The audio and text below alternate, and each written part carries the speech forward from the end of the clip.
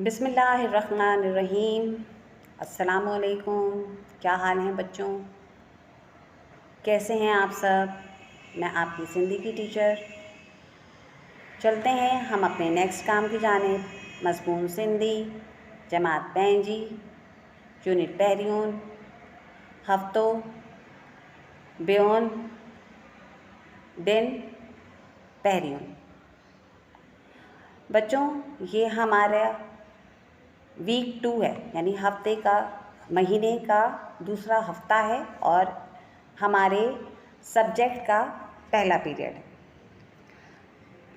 यहाँ मैं आपको जो आज काम करवाऊँगी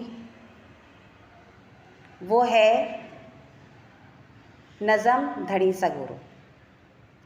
आपको याद होगा पिछली वीडियो में मैंने आपको नज़म धड़ी सगोरो पढ़ाया और समझाया था, ठीक है ना। तो यहाँ आप अपने देख भी रहे हैं कि नज़म धड़ी सगोरो यानी कि इसके मायने क्या हैं। अल्लाह ताला। इसमें मैंने अल्लाह ताला की ज़ात के बारे में आपको बताया था कि हम सब की ज़बान पर किसका ज़िक्र रहता है और हम सब को पैदा करने वाला, इस दिन और रात को पैदा करने वाला कौन है। हम सब के दिल में किसका ज़िक्र रहता है और इस जहान में जो हमें फूल नज़र आते हैं इसको खुशबू देने वाला कौन है जो दिन और रात को पैदा करता है, और कौन है जो नदियों को बहाता है, अनाज उगाता है और वक्त मुकर्ररा पर आसमान से बारिश को बरसाता है। कौन है जिसने दरियाए सिंध अता किया, जिसने केंझर झील अता की, जिसने खेत अता किए, जिसने बागात दिए। तो ये सब को पैदा करने वाला, इन तमाम नेमतों को देने वाली ज़ात किसकी है। वो ज़ात अल्लाह ताला की है। यानी इन सब चीज़ों का मालिक कौन है, अल्लाह ताला। और फिर मैंने आपको ये भी बताया था कि अल्लाह ताला का ना तो कोई मददगार है और ना ही कोई साथी। ये हमारी सोचने की बात है ना, हमारे लिए ये सोचने की बात है कि इतना सब कुछ इस जहान में होता है, आसमान में होता है, यानी जो सैयारे हैं, सितारे हैं, जो ज़मीन पर दरिया हैं, झील हैं, समंदर है, बागात हैं, चरिंद परिंद हैं, ये दिन और रात को पैदा करने वाला, ये सब देने वाली ज़ात किसकी है, सिर्फ़ अल्लाह ताला की। और अल्लाह ताला को इन तमाम कामों के लिए किसी की मदद की ज़रूरत नहीं है। उसका कोई मददगार नहीं और उसका कोई साथी नहीं, यानी वो वाहिद है, वो एक है। और हम सबको पैदा करने वाली ज़ात भी सिर्फ़ अल्लाह ही ताला की है। तो हमें सिर्फ़ किसको जो है अपने दिल में रखना चाहिए, किसका ज़िक्र करना चाहिए, अल्लाह ताला का। हमें हर वक्त अल्लाह ताला का ज़िक्र करना चाहिए ताकि हम उसके करीब रह सकें, उसको पा सकें। अब चलते हैं हम इसके काम की जानिब। मैंने आपको बताया था कि मैं नज़म धड़ी सगोरो का काम करवाऊंगी। तो सबसे पहले आप अपनी कॉपीज़ पर नज़म धड़ी सगोरो का टाइटल पेज बनाएंगे।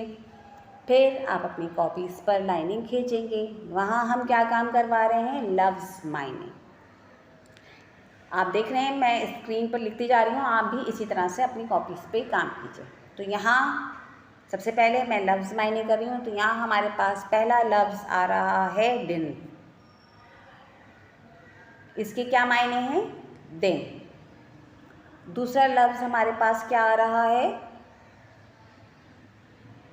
मंद। इसके क्या मायने हैं, मौसम।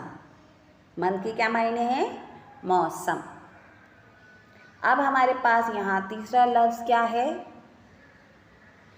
बेनियून। बेनियून किसे कहते हैं हम, खेतों को, खेत, ठीक है।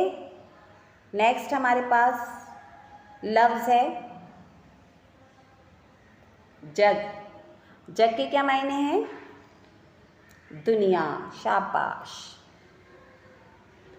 फिर हमारे पास यहाँ पांचवा लफ्ज़ क्या है? गुलन। अब यहाँ तो आप बताइए कि गुलन की क्या मायने हैं? शाबाश भाई, ये तो बड़ी अच्छी बात है कि आपने, जब मैं आपको पढ़ा रही थी तो आपने चैप्टर को अच्छी तरह सुना। जी, गुलन के मायने हैं फूलों। ठीक है, यहाँ हो गया हमारे लफ्ज़ मायने। अब हमारा जो नेक्स्ट काम जा रहा है लफ्ज़ मायने के बाद, यहाँ आपने ये काम उतार लिया मेरे साथ साथ। शाबाश। अब हम अपने नेक्स्ट काम की जानिब बढ़ते हैं। हमारा नेक्स्ट काम क्या है? सवाल एवं जवाब। आप इसकी हेडिंग डाल लीजिए। यहाँ सवाल नंबर 1 है हमारे पास, दिन ए रात के थो पैदा करी। दिन और रात किसने पैदा की? ये दिन और रात का पैदा करने वाली ज़ात कौन है? मैंने आपको चैप्टर पढ़ाया था ना? शाबाश। दिन ए रात धनी सगोरो पैदा करी। वाह भाई, ज़बरदस्त। ये होती है ना बात। शाबाश।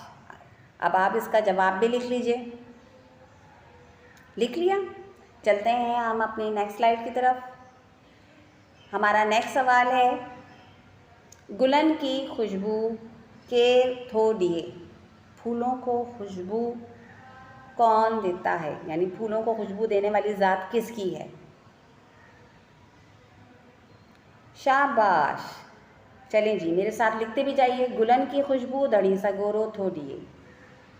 फूलों को खुशबू अल्लाह ताला ने अता की। यहाँ ये सवाल हमारा कंप्लीट होता है। फिर हम नेक्स्ट काम की जानिब बढ़ते हैं। सवाल नंबर 3 है हमारा यहाँ पर, अन केर थो उपाई। अन माने क्या है? अनाज। अनाज कौन उगाता है? अन केर थो उपाई। अनाज कौन पैदा करता है? वाह भाई वाह, ज़बरदस्त भाई। ये हुई ना बात, अन धनी सगोरो उपाई थो। अनाज जो है वो अल्लाह ताला उगाता है, अल्लाह ताला ने पैदा फरमाया इसे। गुड भाई, शाबाश। अब हमारा नेक्स्ट काम, इसमें क्या जा रहा है? पहले मैंने आपको लफ्ज़ मायने करवाए थे।